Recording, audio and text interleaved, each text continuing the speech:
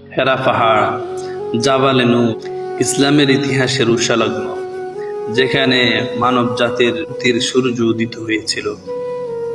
মক্কা শরীফ থেকে প্রায় 4 কিলোমিটার উত্তর পূর্বে একে নিস্তব্ধ দাঁড়িয়ে থাকা এই পাহাড়টি শুধু একটি পাথুরে পাহাড় নয়, এটি হলো পৃথিবীর ইতিহাসে সবচেয়ে পরিবর্তনের সাক্ষী, নবুয়তের সূতিকাগার, নূরের স্পর্শে ধন্য পাহাড়।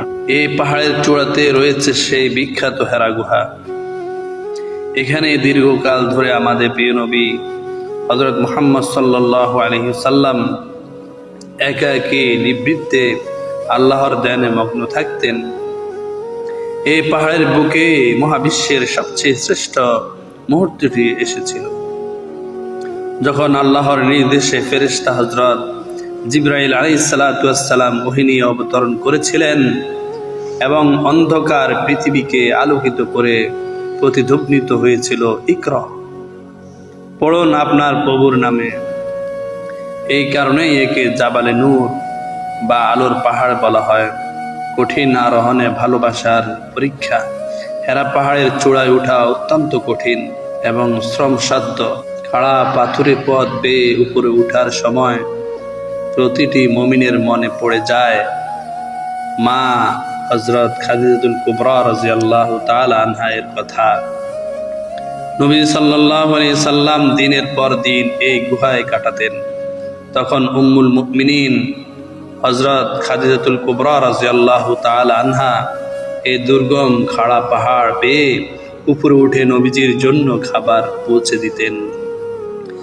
আজ আধুনিক যুগেও সেখানে উঠতে যেখানে মানুষের দম ফুরিয়ে যায়, সেখানে নবীজির প্রতি মা খাদিজা রাদিয়াল্লাহু তাআলা আনহায়ের সেই ভালোবাসার ত্যাগের কথা মনে হলে শ্রদ্ধায় মাথা নত হয়ে আসে।